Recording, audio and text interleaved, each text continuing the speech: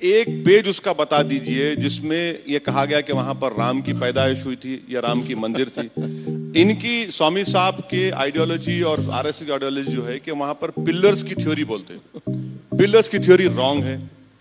ASI की report में यह भी कहा गया कि वहां पर जानवरों के हड्डियां मिले। अब आप मुझे बताइए। अच्छा, और एक बात, खुद केस में विक्रमादित्य माने 1000 बीसी यानी 4000 साल पुराना जो स्टेटमेंट है उस वक्त और अब की आप बात कर रहे हैं। मेरी एक बात समझ में नहीं आती कि हम कहां जाके रुकेंगे, कहां जाके। मैं मानता हूं 1875 से केस शुरू हुआ, मगर केस कौन डाला? मुसलमान केस नहीं डाले। और ये एफआईआर में लिखा है कि रात के अंधेरे में वहां पर मूर्तियां रखी गई और फिर नैयर कलेक्टर उसको बंद करके पूजा शुरू कर देते। अच्छा, ये देखिए कि 6 दिसंबर को मस्जिद शहीद की गई, 7 दिसंबर को फिर पूजा शुरू हो जाती वहां पर। तो फिर कोर्ट कहां पर है फिर? और अब तक अगर जस्टिस वेंकट चलैया कार सेवा का परमिशन नहीं देते तो वहां पर डेमोलिशन नहीं होता। और सुप्रीम कोर्ट से हमको अभी भी उम्मीद है कि भैया 25 साल में एक मर्तबा तो आप कंटेम्प्ट पिटीशन सुन लीजिए। अब तक कंटेम्प्ट पिटीशन हियर नहीं हुआ। और जस्टिस लिबरन ने सही कहा कि क्रिमिनल केस खत्म होना चाहिए पहले।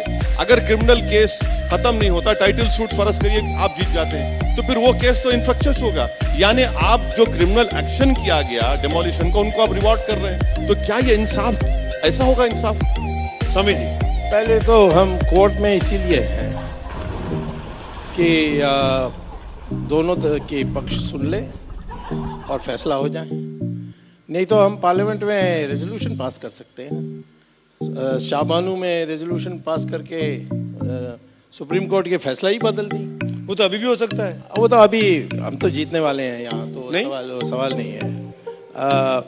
मैं ये कहता हूँ कि दोनों बहस करके, और ये बात वैसी मानेंगे नहीं मानेंगे, वो मशहूर लॉयर है और तर्क देने में बहुत तेज हैं। सर, मैं अरुण जेटली से कम काबिल लॉयर हूं सर। मैं ये कहता हूं कि मस्जिद नमाज पढ़ने के लिए जगह है, और ये मुझे कई मुसलमान देशों से मैंने बात की, कहते हैं विदेशियों से मेरा क्या संबंध। मैं कहता बाबर भी विदेशी था, उसी ने तो बाबर मस्जिद बनाया। तो मस्जिद नमाज पढ़ने की जगह है, और नमाज कहीं भी पढ़ा जा सकता है, यहाँ भी पढ़ाया जा सकता है, और सड़कों में पढ़ते हैं, रेलवे प्लेटफॉर्म में पढ़ सकते हैं। तो इसीलिए आपको नमाज पढ़ने के लिए एक जगह चाहिए, हम जगह दे देंगे, बट जहाँ मेरी आस्था कहती है, इसमें प्रूफ का सवाल नहीं। मैंने एएसआई का जिक्र इसीलिए किया कि वहाँ एक ढांचा पहले था, एक मंदिर था, ये सिद्ध हो गया है, और इलाहाबाद हाईकोर्ट ने इसको एक्सेप्ट कर लिया। और ये इसमें 2 एक्सपर्ट्स थे, एक बीबी लाल और दूसरा के मोहम्मद। के मोहम्मद केरला के हैं, उन्होंने पुस्तक लिखा है किस प्रकार से उनके ऊपर दबाव लाएगी कि ये कहना कि नहीं वहाँ कोई मंदिर नहीं था जी। तो मंदिर था, ये तो सिद्ध हो गई।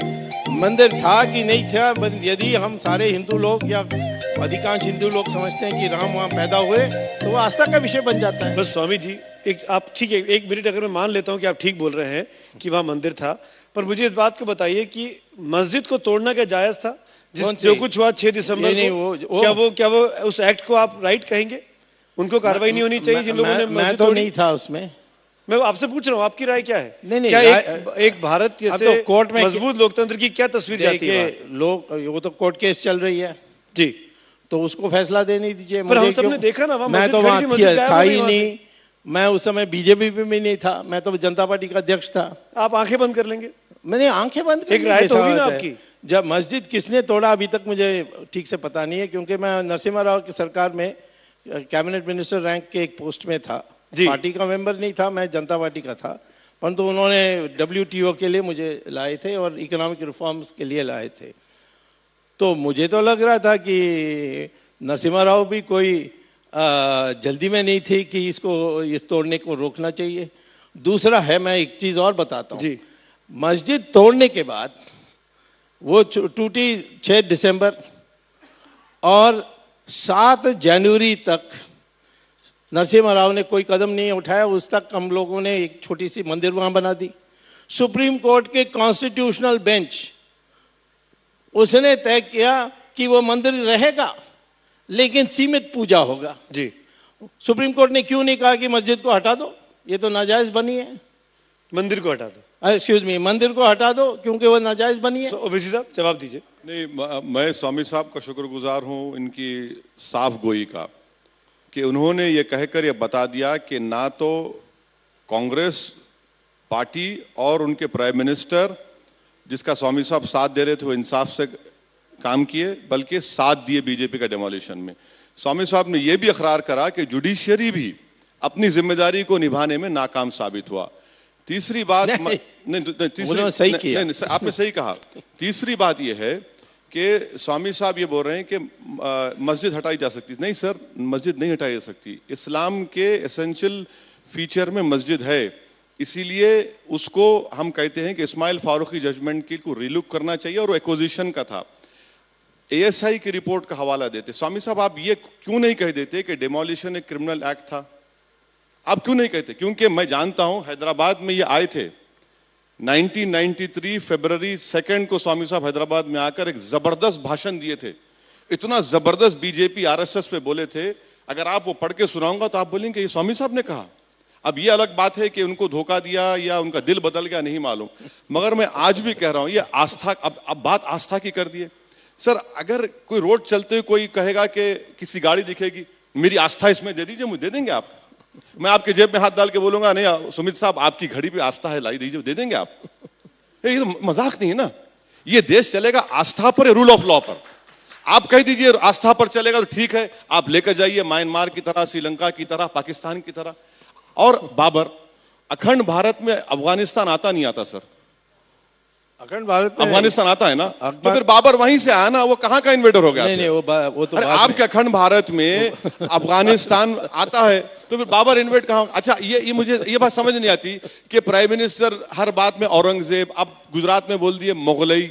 अरे भाई, इवांका ट्रम्प फलकनुमा आई तो प्राइम मिनिस्टर उसको मुगलई वेजिटेरियन खाना खिलाए और वहां पर मुगलई बात कर रहे। अरे समझ में नहीं आता इतना। अच्छा, कोई सरसंघचालक, पंडित मालवीय, ना सरदार पटेल, ना महात्मा गांधी ने कहा कि भाई यहां पर राम पैदा हुई जगह पर 400 साल मस्जिद में नमाज पढ़ी हमने। तो ये तो नाइंसाफी की बात है ना। इसीलिए हम कह रहे हैं कि ना आप कंटेम्प्ट पिटीशन हियर होता है। पर ओवैसी साहब, ये बातें तो सुन्नी वक्फ बोर्ड को बोलनी चाहिए। आप कौन सी पार्टी है इसमें? आप हैदराबाद के छोटे से इलाके के रिप्रेजेंटेटिव हैं। आपको अयोध्या में, उत्तर प्रदेश में क्या इंटरेस्ट है? क्यों इस मामले को आप जिंदा रखना चाहते हैं? सर मैं छोटे से नहीं, बल्कि मैं गली का भी लीडर नहीं हूं, मैं चौपाल का भी लीडर नहीं हूं। मैं मानता हूं उस बात को, ये बड़े लीडर हैं, दबांग हैं, सब दबांग हैं असल बात। मगर मेरा बोलना है कि इसको मस्जिद मंदिर में मत देखिए, ये एक इंसाफ का इशू है, ये इंसाफ का इशू है।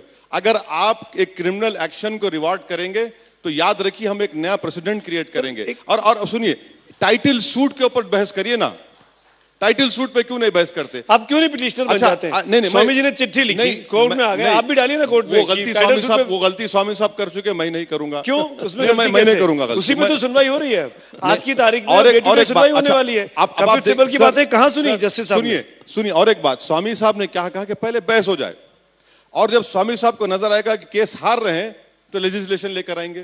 स्वामी साहब को मालूम कि सेपरेशन ऑफ पावर्स की थ्योरी में जब तक मसला एपेक्स कोर्ट में है लेजिस्लेशन नहीं लाया जा सकता, फैसला होने के बाद। तो स्वामी साहब का इरादा क्या है कि 19 के इलेक्शन में अगर केस हार गए तो हम जाके बोलेंगे कि हमको 400 दीजिए, हम लेजिस्लेशन लेकर आएंगे, और अगर जीत गए तो बोलिए हम कर गए। तो इसीलिए कपिल सिब्बल ने सही कहा, उन्होंने नहीं कहा, जो उनके क्लाइंट ने उनसे कहा कि भाई 19 जुलाई में आप इसकी हियरिंग करवाइए। मैं इसका जवाब, आपकी बात का जवाब लूंगा स्वामी जी से। नहीं, ओवैसी साहब, उनके क्लाइंट इकबाल अंसारी मेरे साथ लाइव थे कल रात को। उन्होंने कहा कि मैंने कुछ बात नहीं कही है कि इसको दिसंबर तक, 19 तक पोस्टपोन कराइए। मेरे साथ बोला उन्होंने। मैं कॉरपोरेट करता हूं आपको, मैं कॉरपोरेट करता हूं। बीजेपी जाकर इलेक्शन कमीशन से कहती है कि पद्मावती पिक्चर रिलीज मत करिए गुजरात में, इसलिए कि माहौल खराब हो जाएगा, इलेक्शन फ्री एंड फेयर नहीं होंगे। ये मंदिर मस्जिद का इशू पद्मावती से कम है। आप बताइए, फैसला कर लीजिए आप। तो पद्मावती तो चुनाव होते रहेंगे। अरे नहीं, 19 के बाद फिर किसी का चुनाव आएगा, तो मंदिर का भी इस फैसला आएगा ही नहीं। चुनाव के बाद अगर होगा, सुप्रीम कोर्ट अगर फैसला लेगा, जो भी फैसला लेगा, सुप्रीम कोर्ट आपके पक्ष में भी ले सकता है। सुप्रीम कोर्ट हो सकता है कि वह मस्जिद की बात कह दे, तो आप सुनना पड़ेगा ना उसके लिए। मस्जिद की बात भी अगर करेगा तो मेरा मानना, जो सिब्बल साहब ने कहा, मैं पूरा उनसे मुत्तफिक हूं सिब्बल साहब ने झूठ बोला? नहीं, सिब्बल साहब झूठे हैं या रविशंकर प्रसाद इस मंच से बोल कर गए? नहीं, वो सुन्नी वक्फ बोर्ड के वकील के तौर पर पेश हुए हैं, सर, ये मानना चाहिए उनको। हालांकि उनका ये कहना है कि मैं इकबाल अंसारी का हूं, उनका ये कहना है इकबाल अंसारी का वकील हूं। मालूम था स्वामी साहब कोर्ट में थे, स्वामी साहब कोर्ट में उस दिन बड़ा खामोश बैठे थे, वो समझ में नहीं आया क्यों, क्योंकि मुझे भड़काने के लिए आए थे, इसीलिए मैं खामोश था। उस चीफ जस्टिस ने मिस्टर सिब्बल से पूछा कि हु आर यू रिप्रेजेंटिंग? तो सिब्बल साहब ने उठकर कहा कि sir, I am representing Iqbal Ansari in civil appeal number 28947226। इसका जिक्र उस ऑर्डर में है, सिब्बल झूठ कैसा बोलेंगे? और रविशंकर प्रसाद ने सुनिए, और ऑर्डर दिखाकर कहा, वो ट्विटर पे फोटो भी है उनके हैंडल पे। नहीं, सुनिए सर, ये am I wrong sir? देखिए रिसीप्ट की ऑर्डर कॉपी स्वामी साहब ने ट्वीट किया। मैं जानना चाह रहा हूं कि सुप्रीम कोर्ट कैसे दिया उनको बगैर रिटर्न एप्लीकेशन के? इनके ने अंदर के डॉक्यूमेंट्स हर जगह निकाल लेते, मुझे मालूम ये इनकी स्पेशलिटी है, मगर सुप्रीम कोर्ट का भी निकाल लिए।